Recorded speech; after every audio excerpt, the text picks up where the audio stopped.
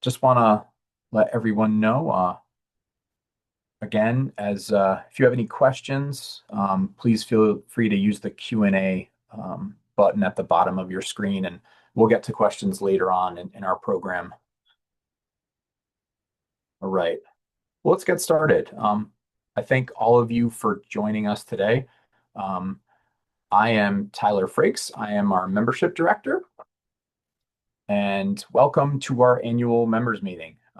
This is we're celebrating our 50th year, 50 years of leadership in conservation and advocacy for the Adirondack Park. Again, as an attendee of the members meeting, you should have all received an email yesterday with your members packet. That packet included our meeting schedule, our draft financials for this past fiscal year, our proposed bylaw amendment, a list of board nominees and their bios, and highlights from this past fiscal year. If you haven't have happened to see that yet, we will post a link to that in the chat so you can access. I'd like to give a quick thanks to staff members Carly Miller, Jess Kelly, Justin Levine for their assistance and help in managing today's meetings. And now I'd like to introduce you to the rest of the Adirondack Council team with a quick video slideshow. Jess, cue the slideshow.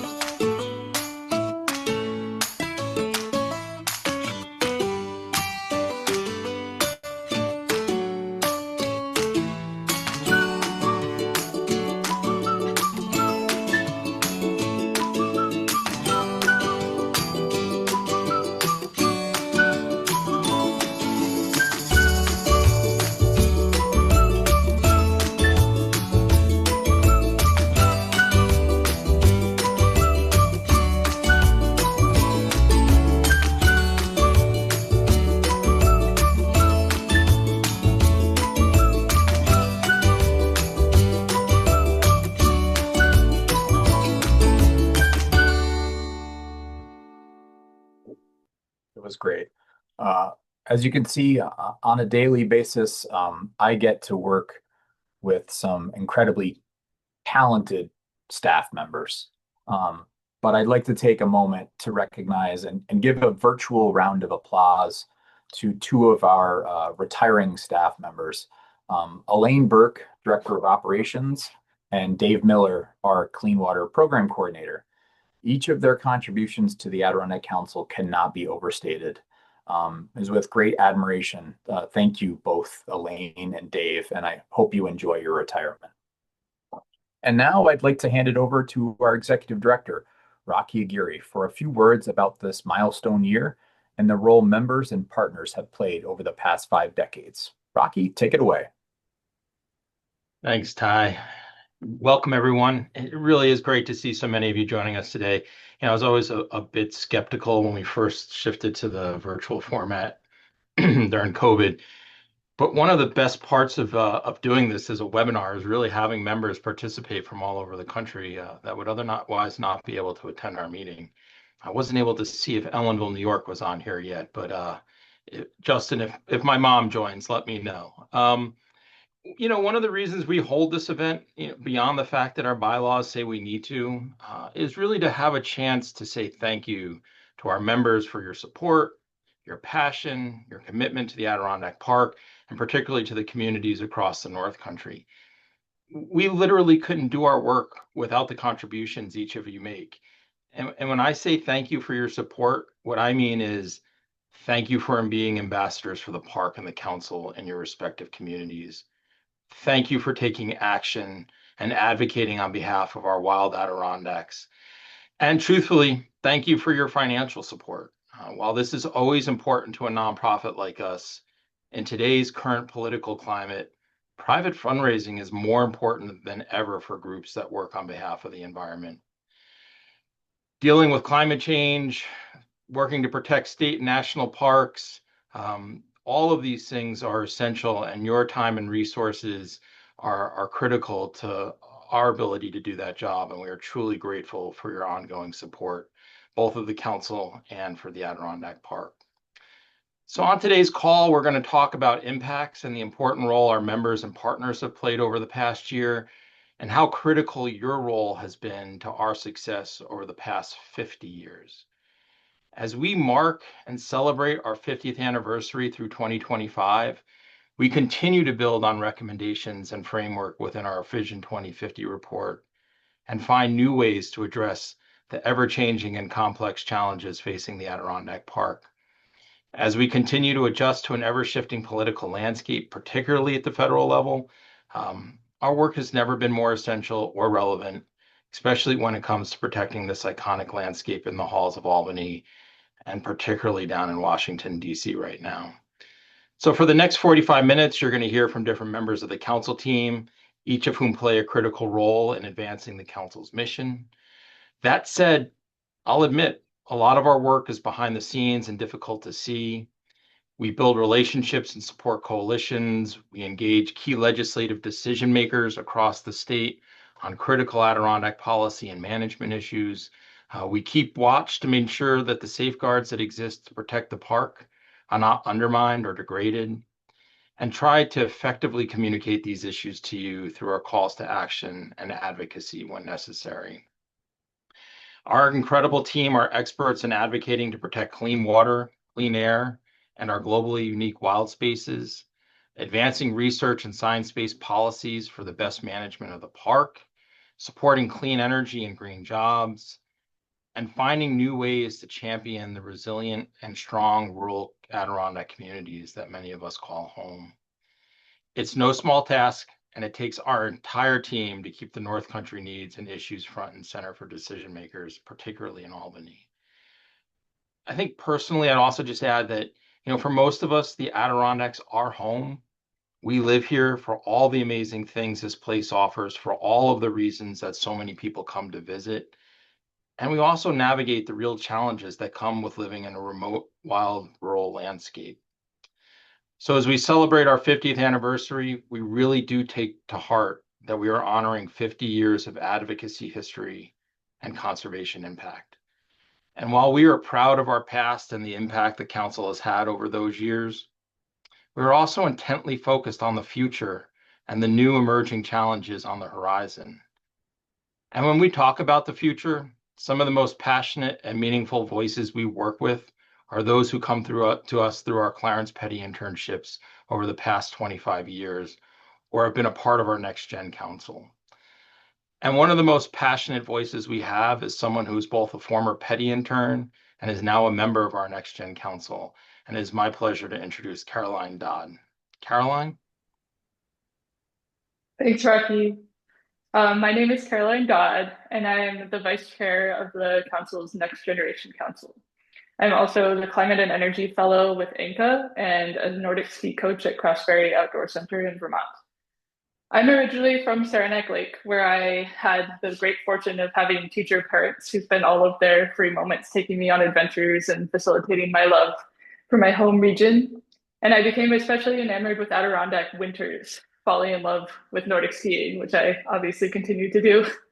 And when I learned how climate change was reshaping not only our winters, but also the park as a whole and as we know it, I knew that I needed to get involved in protecting the place I love the most. And I've guided my career to try to do that. Climate change is the defining issue of our time, and how we choose to manage, develop, and protect the Adirondack communities and ecosystems must take into consideration climate mitigation and adaptation. We also must plan for our role as a more populous and more diverse Adirondacks, as we are probably going to be a climate refuge, a place that's safer than a lot of the more hazardous parts of the world.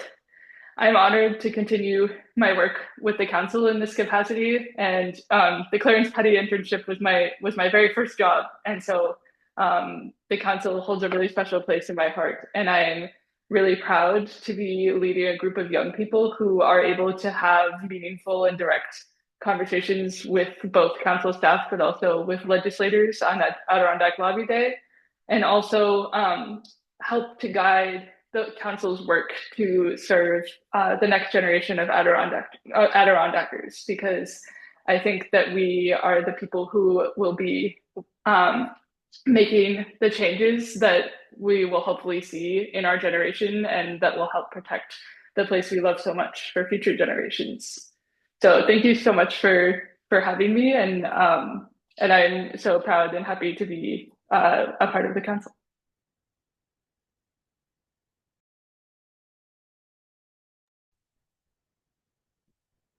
Caroline, thank you so much for sharing your story and perspectives.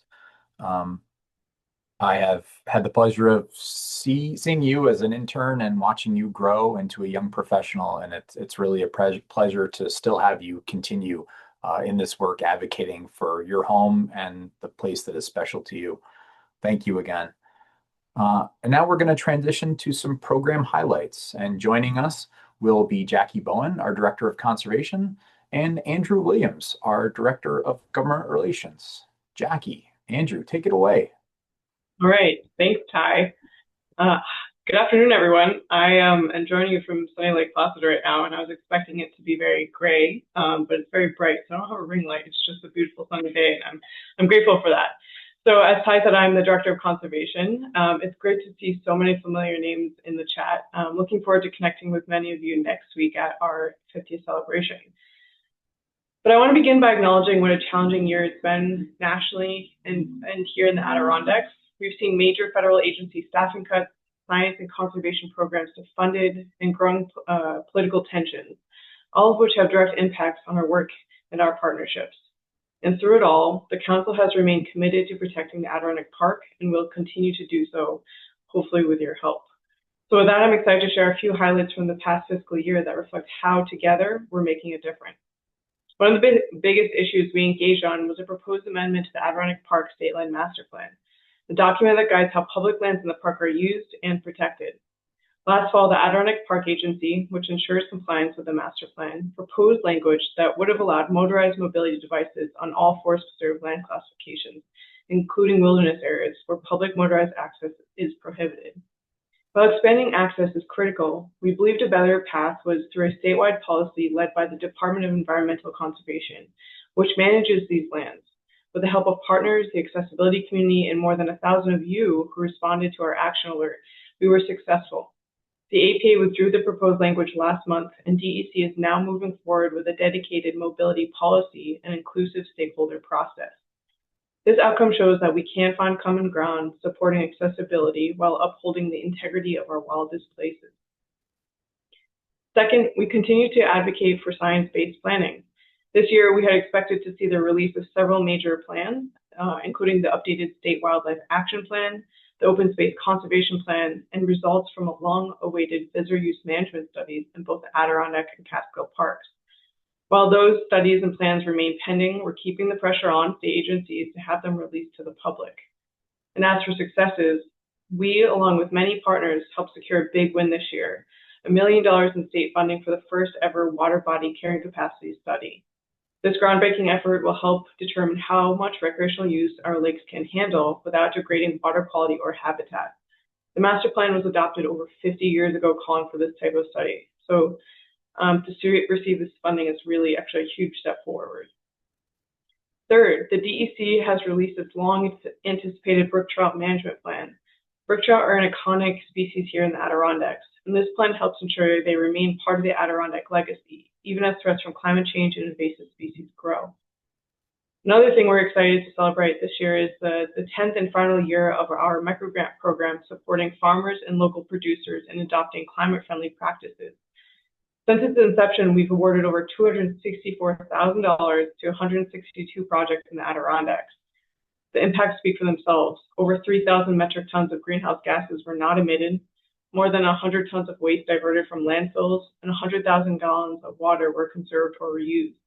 These are real local solutions driven by generous support and farmer innovation. You can check out our website if you want to see that report.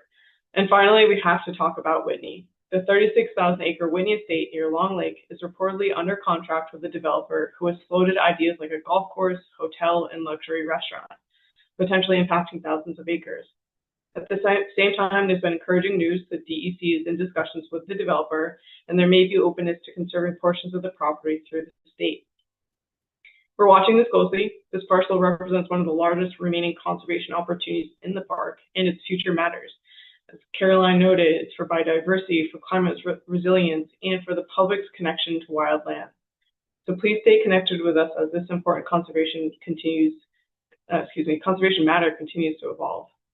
So I'm just going to end by saying thank you all for being a part of this mission, for part of these successes, and continuing to be a part of the future efforts in order to protect the Adirondack Park.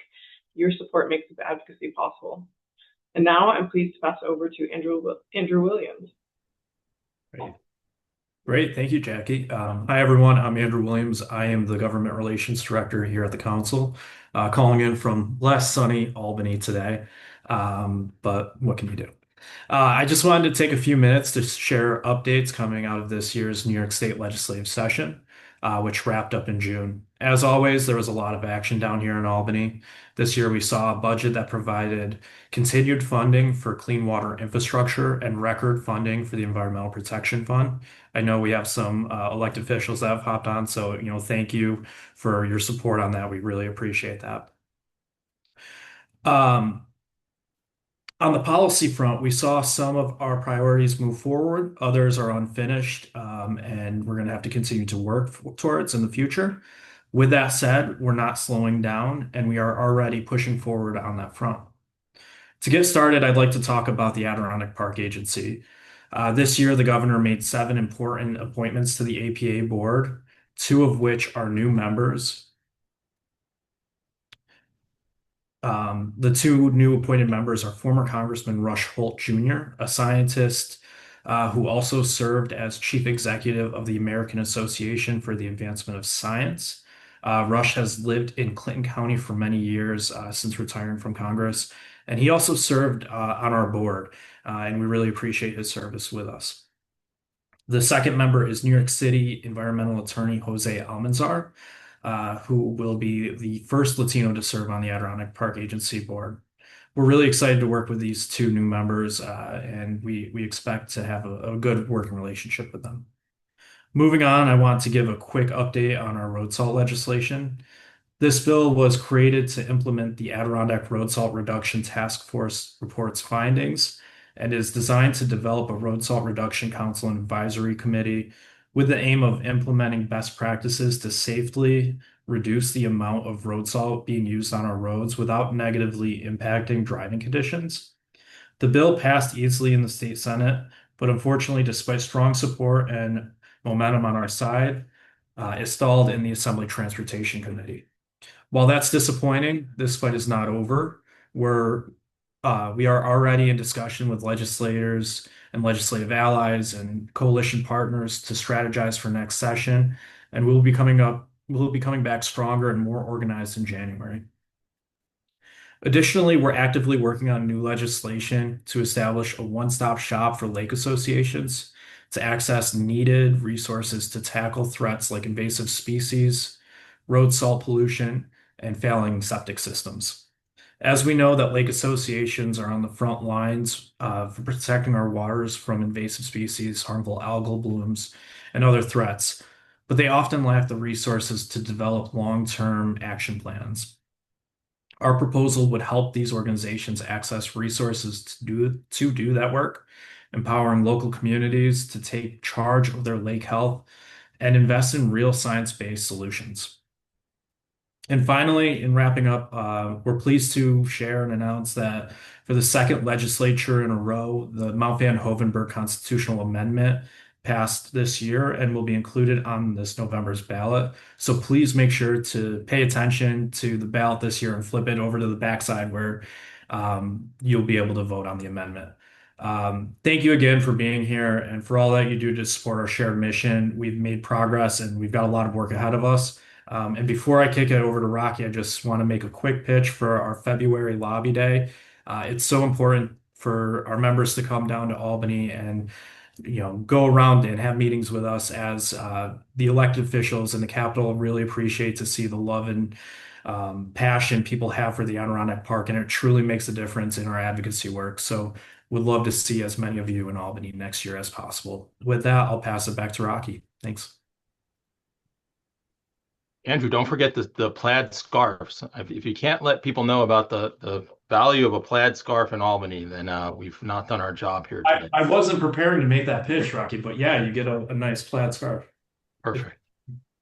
So obviously there's no shortage of issues and things to cover. And first, I really just want to thank Caroline for giving voice to why this work is important and what the Adirondacks mean to you and for being a part of our collective future. It's always great to have the next gen and petty interns involved in our work.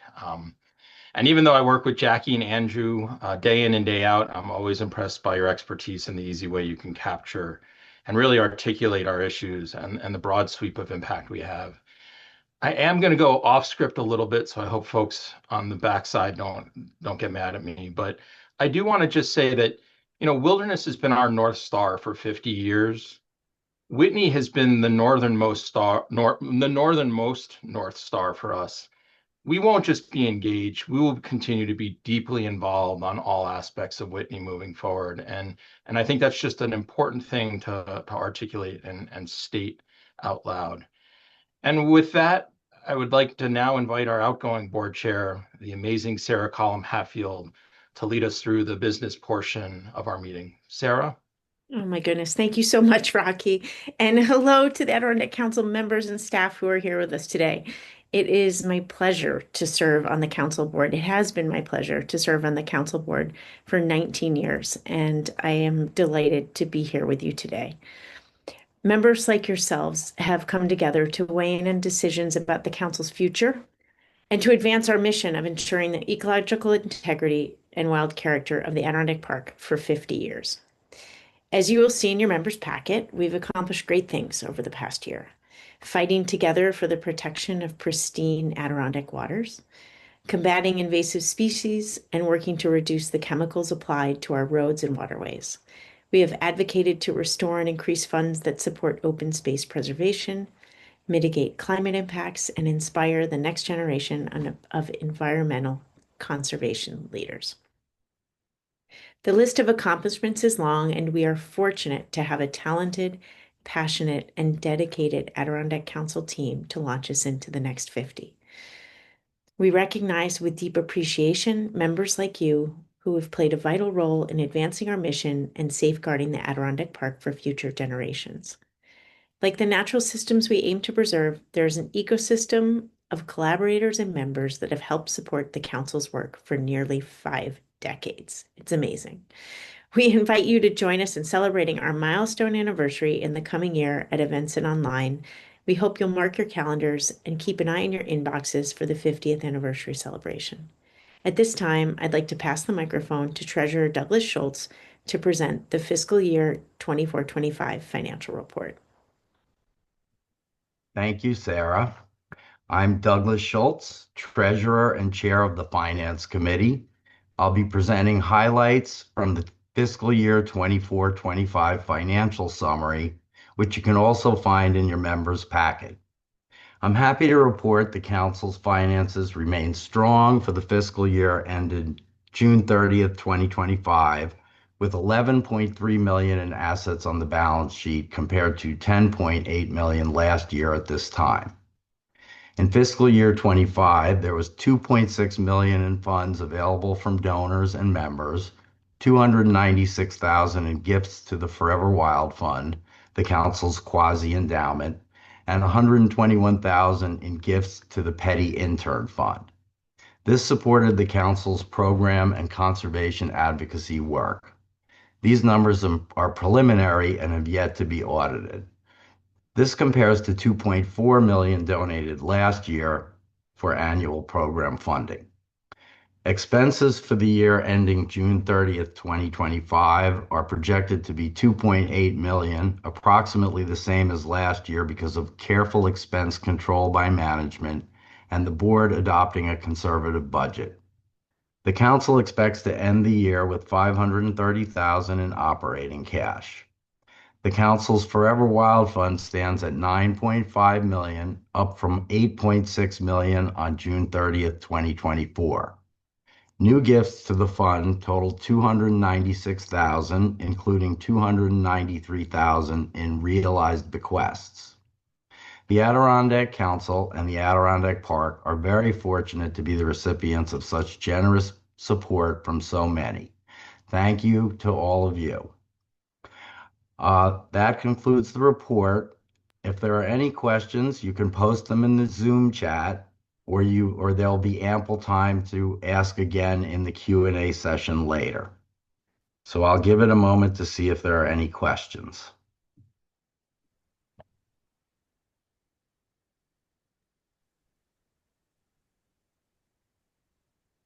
Okay, I don't see any questions right now. So I move to accept the fiscal year 24-25 financial report and the minutes of the July 10, 2024 annual members meeting. Having a quorum, thank you, Douglas Schultz and Diane Fish for the second.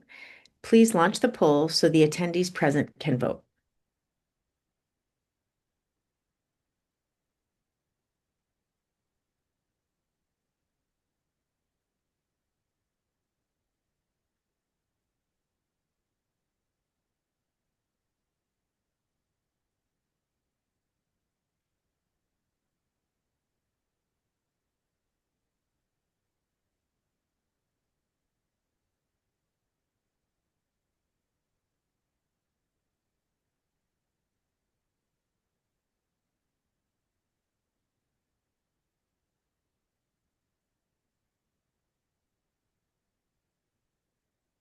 We're just waiting for votes to come in. We should have the results momentarily.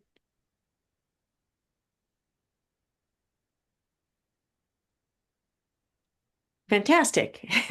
It's always a little nerve-wracking. Thank you. The ayes have it. The fiscal year 24-25 financial report and minutes have been accepted. Thank you. Next on the agenda is a proposed amendment to Section 313 of the Adirondack Council bylaws. The Adirondack Council's Legal Committee has reviewed and approved a proposed amendment. Additional details on this proposed amendment are in the members' packet. This proposed bylaw amendment will reflect changes to New York not-for-profit corporations law, which was amended in 2022 to allow board members to vote without a meeting by means in addition to a written document or email, which were the requirements of prior law. Carly, would you kindly launch the poll so attendees present can share their vote on the bylaw amendment?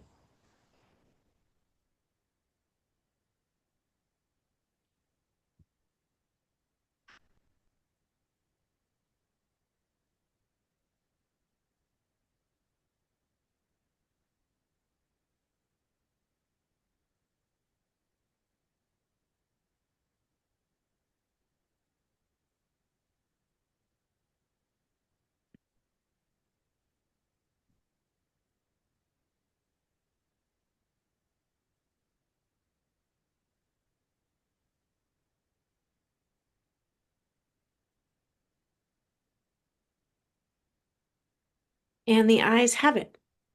The bylaw amendment has been accepted. Thank you. And now I call on Diane Fish, Chair of Board Governance, to recognize outgoing board members and to present and to move a motion to approve the election of this year's candidates. Thank you, Diane. Thank you so much, Sarah. And I want to join others first in thanking everyone for being a part of the meeting today, for your support of the council, and for your commitment to the Adirondacks. As others have said, it does make a difference, and we greatly appreciate it. Per the council bylaws, board members can serve three-year terms before they're then required to rotate off the board. It is an honor on behalf of the Board Governance and Development Committee to recognize the board members that are listed on your screen who are now retiring from the board with 61 years worth of collective service. And I want to highlight especially Sarah Collum Hatfield, not just for her incredible tenure of 19 years, but also for her incredible leadership as board chair during the last 4 years. So please join me in applauding, however we do that in a webinar. Applaud at home for all these folks. We really appreciate their contributions to the council and the park. And now we're going to transition to the election of new board members. One of the strengths of the Adirondack Council is our board. Each year we elect roughly a third of our directors. And today the Board Governance and Development Committee is presenting for election 4 new directors listed on your screen, and also 5 directors who are standing for re-election for either a first or a second term. So all members are being elected for 3-year terms, and their bios are in your member packet, and I think you'll have fun reading them and learning about the expertise and the experience that they're all going to bring to the board. We're very excited about both our re-election and our first term folks. So that concludes the report of the Board Governance and Development Committee, and I move to accept the fiscal year 26 slate of directors. Thank you, Diane, for your motion to approve these candidates, seconded by Douglas Schultz. Please launch the poll, Carly, so attendees present are able to share their vote.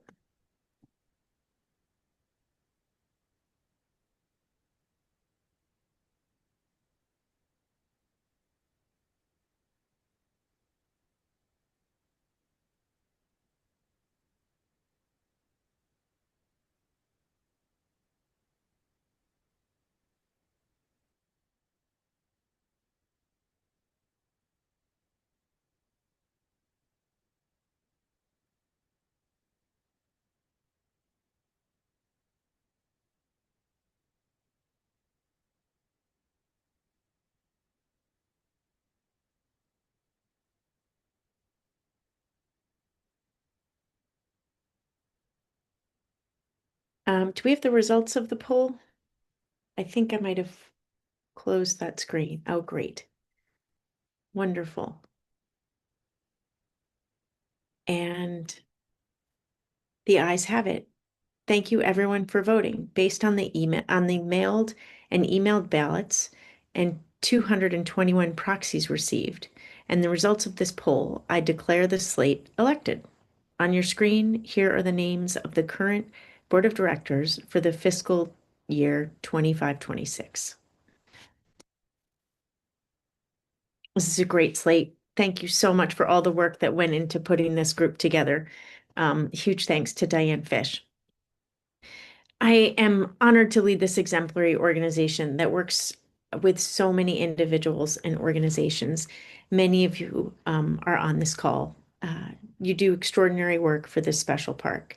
Before we open the floor for questions with Rocky, I want to thank the staff and all of you, the members of the Adirondack Council, for your commitment to the clean air, clean water, and ecological integrity and wild character of the park. Thank you for your support and our collective love of this national treasure, the Adirondack Park. Ty, over to you. Thank you, Sarah, Douglas, and Diane, and the entire board for their service to the Adirondack Council. Now we're going to start a Q&A session, and I'm going to pass it over to Rocky Aguirre, and joining him will be Jackie Bowen, Director of Conservation, and Andrew Williams, Director of Government Relations. At this time, I encourage you to post any questions you may have about maybe the presentation or some of the hot button topic issues that might be facing the Adirondacks. Just pop that in the Q&A button at the bottom of your screen on Zoom.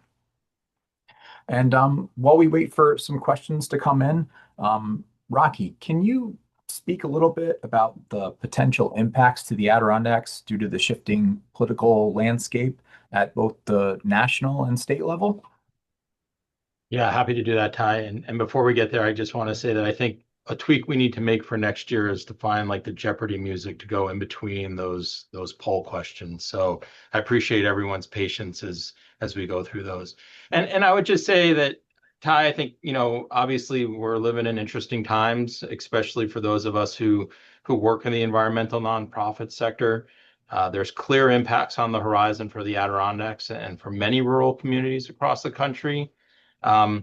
Particularly as we see shifts in federal funding priorities, deregulation of critical environmental agencies, reduction of federal workforce. I mean, there's a long list.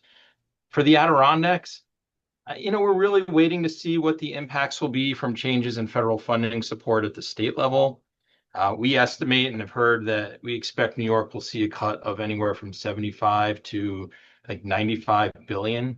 And yes, that's with a B. And expected federal support. So, on the horizon, this is still yet to be determined, but New York State is looking at potentially having to manage really an unprecedented budget shortfall.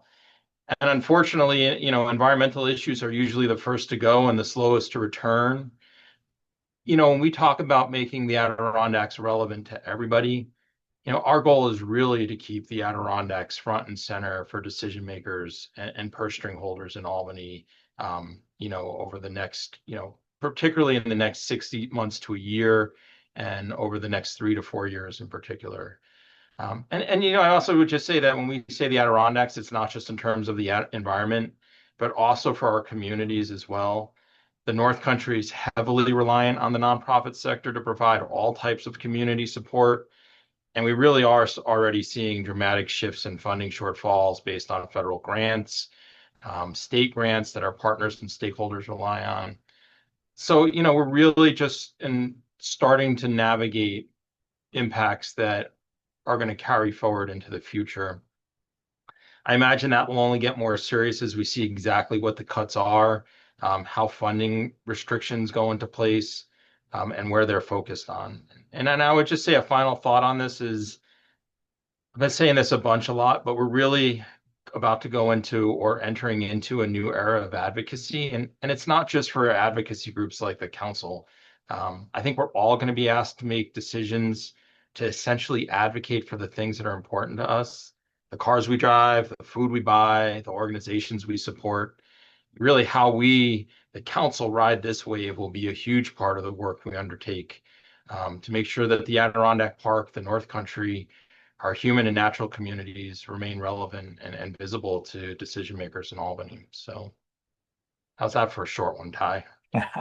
Thank you, Rocky. Andrew, road salt has been a hot topic in the legislature this year, working on some legislation. Can you just go into a little bit more detail about the road salt issue, how it's impacting our waters, and why, the bill that you guys were working on down in Albany was really important on helping getting some answers to the road salt problem? Yeah, absolutely. And I saw this question come in and I just started instantly jotting some stuff down. So just a little bit of background on the road salt issue that's happening. This is something the council's been working on well before my time joining the organization, and has been an issue, especially in the Adirondacks, for a while. But what we're seeing is the amount of road salt being used on our roads, specifically, in the Adirondacks, but all over the state, has had a major impact on drinking water, from up here, up to the park, down to even New York City. New York City Department of Environmental Protection, which is the water operator for the city, actually recently came out with a report highlighting that nearly 20% of the drinking water for the city is going to be contaminated with an illegal amount of salt in their water. So they're going to lose a major source of drinking water by the end of the century if this issue is not addressed. Similarly, up here in the Adirondacks, I believe it was an Adirondack Watershed Institute study came out that said 60% of the wells tested in their study on state routes were contaminated with high rates of sodium chloride and salt. So it's a broad issue that's affecting water sources across the state, no matter where you are. And it's only going to continue to worse as it compounds. So what we're trying to come up with is best practices to help municipalities, to help state DOT, to figure out ways to reduce their salt usage in a manner that will keep roads safe. Obviously, we don't want to see people sliding off the road. You know, we have to deal with winter. That's a reality of living up here. But there are alternatives. We work with municipalities that have already started to do this. One such municipality is the town of Hague, which is on Lake George. They've started to implement these programs where they've been using new plows that have live edges, or they've been monitoring how much or the temperatures of the roads to figure out how much salt they need to be laying down and when the best time to lay down that salt is. And what they found is they've cut their road maintenance budget in half, while also reducing accidents in the winter. So there's options out there, and we're working with our legislative partners, with our coalition partners, our allies, and you know we see a path forward, but we need to start tackling this in the near future. I could go on all day about this though, so I'll move it over. Great. Thank you, Andrew.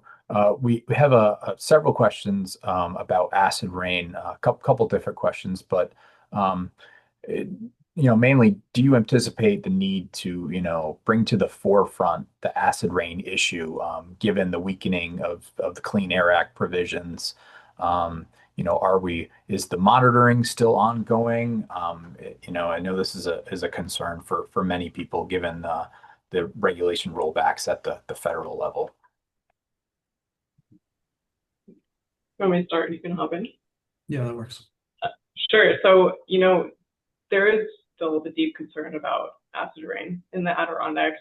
Not only changes to clean air pieces, but also with Department of Energy deciding that they're going to move forward with bringing coal power plants back online, preventing the retirement of at least two coal power plants recently. It's a concern for us. We have participated in the Good Neighbor Rule, have been upholding that for years now, and have supported and advocated for air quality monitoring stations up on Whiteface is a really important one. We saw closures across the Northeast, EPA monitoring stations, and so it's something that's very close to the council's heart still, and will continue to be a part of what we advocate for. John Sheehan, our Director of Communications, has been really critical over the years and in that work. And I think it just only underscores the need for not only science, but funding. And now is the time to start getting creative with how can we supplement some of that funding to make sure the science that we need to back the actions that we need to take and to tell the story continue to stay in place. And I'm just going to add that it feels more pressing in some ways because of not only the acid rain concern, but combining that with climate change, right? We're seeing warming water temperatures, brook trout habitat, our lake ecosystems are experiencing browning. And so the amount of dissolved oxygen, there's a lot of complexity that's happening in our waters already. And then to add the concern about potentially acid rain returning is something that is going to require some really creative action, not only from the council, but partners both in New York State and in other places as well. So yes, very much on our radar. And happy to answer questions offline as well. Thanks, Jackie. That was a great explanation. There was another question a little bit ago about how acid rain is still affecting lakes, and how are the lakes doing now? I know some of the lakes in the western part of the park are still seeing damage from acid rain, and they may take centuries to recover. And it really depends on where the lake is in the Adirondacks and the direction it is to the downwind pollution from the Midwest. Another question we just got in was, can you guys talk a little bit about the types of invasive species that we're seeing impact Adirondack lakes and how the council is kind of assisting in their management? Sure, that's a great question. So the council in its capacity plays a connecting piece and an advocacy role when it comes to invasive species. We also like to help monitor different permits that may be coming through state agencies. That's part of our watchdog effort. But we continue to see different forms of milfoils coming in. The Adirondack Park Invasive Plant Program is a really good partner, and I encourage you all to check them out. I see Scott Ireland from Adirondack Lakes Alliance is here as well. That can help provide some deeper information about that. But one of the things that we're looking to do is really grow in our water space to help be a connective tissue to understand what the invasive species issues concerns are for lake associations, in addition to other concerns and capacity concerns that are facing them, in order to create more funding availability for lake associations to develop management plans to be responsive to increasing levels of invasive species in Adirondack waters. As we have more visitors tend to be the greatest vector for moving invasive species into our Adirondack waters. And so just something that we continue to be mindful of and will engage on with lake associations as the front line of defense in order to develop solutions to some of these issues. Thanks, Jackie. I know the invasives is a hot button topic and something that's personally important to me as I started my conservation career off as a lake steward. Rocky, can you talk a little bit about the partnerships that the council is working on with environmental and social justice organizations in pursuing their mission? And can the team talk a little bit about how the collaboration is working in this time in the environmental advocacy space? So Ty, I think this is one where I'll tee it up for all three of us. And what I would say is, as an overview is that, we have a saying in the Adirondacks that we would rather fight than win. And I would say that for us to be successful in the immediate future, that we're going to all need to fight together in order to have wins for the Adirondacks in the North Country. That, the traditional divides, the narratives that we've had are just things that are going to get in the way. When you only have 130,000 year-round residents and such small political capital, it really has an impact. We need to stand together to represent the Adirondacks, the North Country. And I mean both of those specifically. The Adirondacks is a distinct feature of the North Country, but it extends out beyond the blue line. And I think we really need to be thoughtful in those spaces. One of the things we've really been focusing hard, through our transition over the last 2 years is really revisioning and repurposing the organization for the future and actually doubling down in the spaces that we have traditionally, have been strong in. And that's, clean water, clean air, fighting climate change, and really working on working lands and strong communities. And we are existing in all of those spaces, and I think Andrew can speak to some of our larger collaborations and work that we're doing in the Albany space, and Jackie can speak a little bit more about individual groups that we're working with in the Adirondacks and how they tie together, and we could probably do that in a minute or two. But we exist in a lot of different spaces for this, and I think it underscores the importance of having a lot of non-traditional allies. And I see a lot of our partners on this call here. So I'm very grateful that people will be here, and a lot of those folks are going to join us again for the 19th event at Silver Lake Bay. So Andrew or Jackie? Yeah, I'll hop in. So yeah, working in coalitions is so essential when pushing for any type of legislation or administrative action here in Albany. We have quite a broad and diverse coalitions and groups that we work with, but it's impactful because we have to influence over, I believe it's 213 elected officials in the legislature and then the governor's office, right? So working together is within the environmental movement or the conservation space, whatever it may be, it has a major impact. If we try to go it alone, we can only go so far. So having those good relationships helps us build those bridges to get our policy priorities pass through the legislature. Well, I'll just quickly add, so any organization with the name Adirondack in it, we probably work with. But it's also, have been intentionally over the last few years really working to expand who we engage with in the park and beyond in order to advance different efforts. State Land Master Plan process that I was referring to before really helps push us to have to think more critically about who uses the forest reserve, how they use it, and some education, and authentically show up in those conversations to mutually move different agendas forward.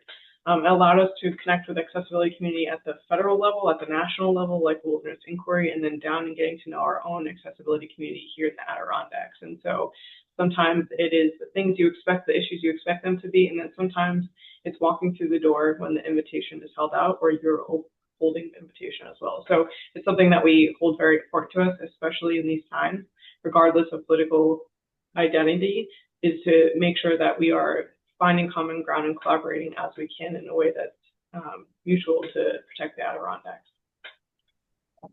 Thanks, Jackie. I think we have time for one more question.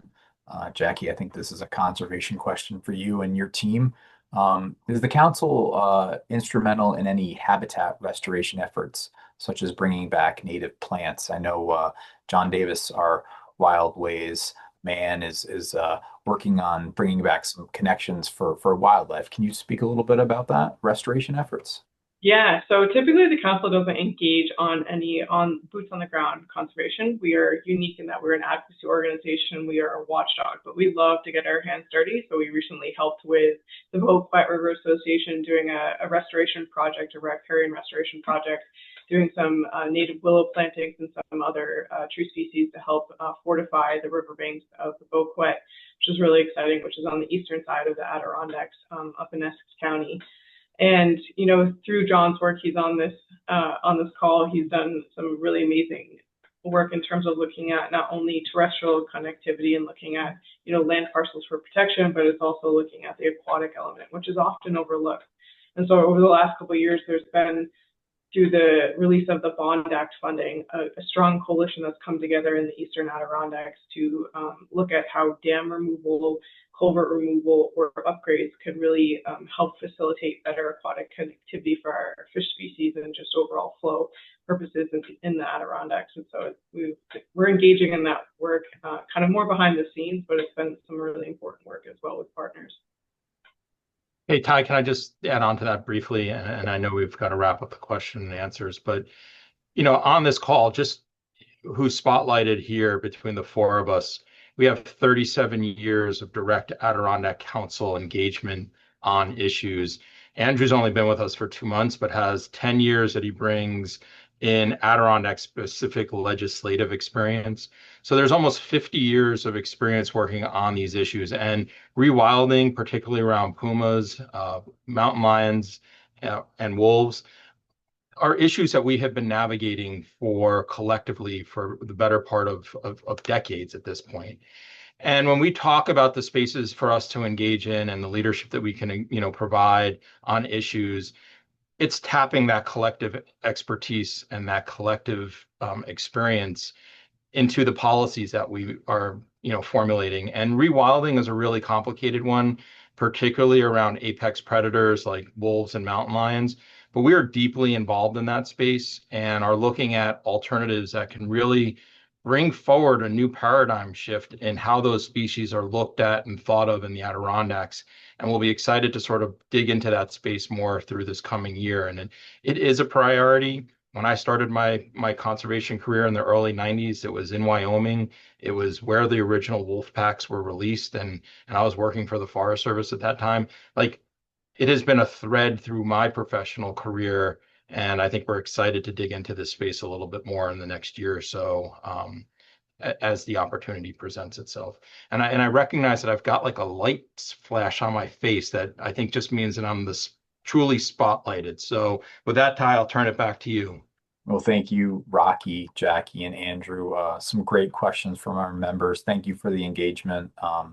You make our work possible, and so we're really happy to answer your questions and dive into what you're passionate about the park, whether it's rewilding, invasive species, acid rain.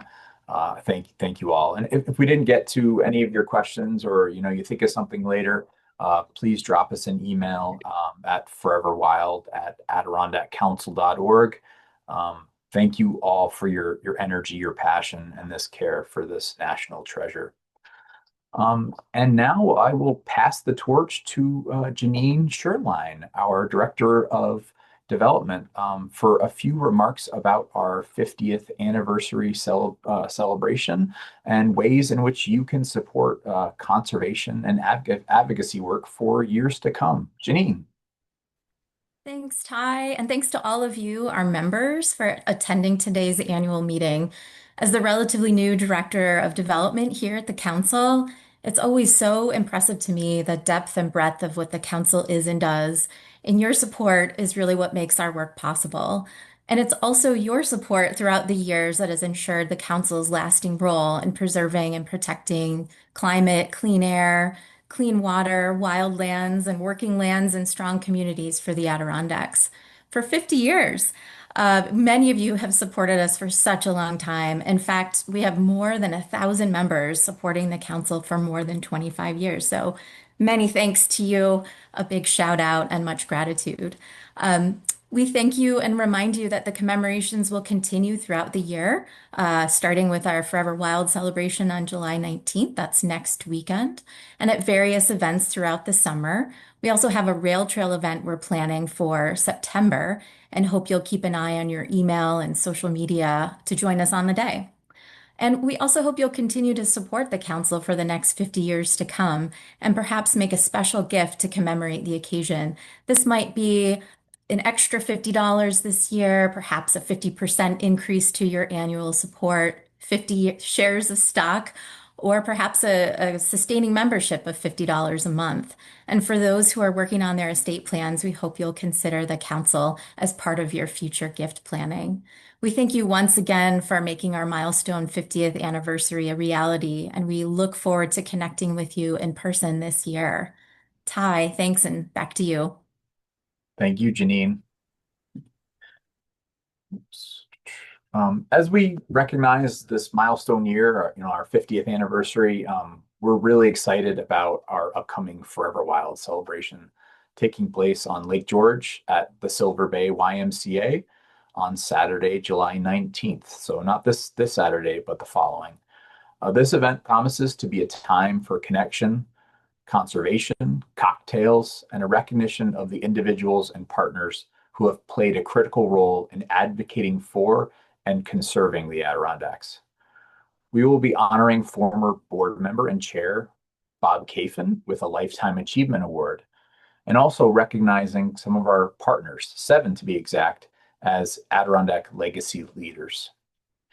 Those being honored include the Adirondack Land Trust, Adirondack Mountain Club, Adirondack Wild, Lake George Association, Protect the Adirondacks, Adirondack Nature Conservancy, the Lime Timber Company. We hope to see you all at Silver Bay on Saturday, July 19th. And now I'll kick it back to both Rocky and Sarah for some closing remarks. Thanks, Ty. Great job emceeing tonight or this afternoon. Really appreciate handling that and running the meeting. I'd also just really like to thank our board members that have participated for their time and commitment being a part of this afternoon's event. It means a lot, and we're deeply appreciative. And a huge thank you to the entire council staff, especially those working behind the scenes to make this event run so smoothly. We are not tech nerds in the way that people we don't have that infrastructure in our organization. We're advocates, we're conservationists, we're environmentalists. So when we run these things, it really is a huge lift to bring the whole team together, and I deeply appreciate all the back end work that happens for this. And finally, I'd really like to thank each of you for participating tonight and helping us conduct this essential part of our annual organizational due diligence. Your support of the council is truly essential. We can't do this without you.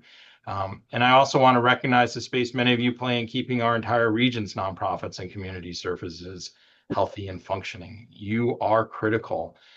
in so many ways and to so many people. So I just want to acknowledge and thank you for that larger role many of you play as well. I'm supposed to just turn it over to Sarah to close us out here, but I am going to just take a moment to pass on a personal thank you to Sarah, who hasn't just been the board chair for the entire time that I have served as executive director, but has really just been an exemplary board member for 19 of the past 20 years. Stepped in to lead the organization 4+ years ago. I've always said that Sarah was the right person at the right time to step in to take this organization to the next level. And I'm just personally deeply grateful for everything that you've done for the organization, Sarah, and your friendship, your wisdom, your humor, introducing us all to your husband, Charlie, who many of us didn't think existed for a long time. And in all the ways that I can say thank you and be as genuine and as grateful, I want to close us out with that and just say thank you. You are deeply appreciated. So with that, Sarah. Thank you so much, Rocky. It has been an incredible honor to lead this organization, to just be involved with this organization. And I can't tell you enough, all of you, this is such an extraordinary group of people. Those who have come before and those who will lead it into the future. I couldn't be more excited about the future of the Adirondack Council. I want to shout out to the future board members and say a huge, huge debt of gratitude to board members present and past who have done this job with me. Thank you so much for being there. I now declare this meeting adjourned. I hope to see many of you in person for our Forever Wild Day celebration on Saturday, July 19th at Silver Bay from 4 to 7. Thanks for your support, and above all, thanks for being loyal stewards of the Adirondack Park. Thank you, everyone.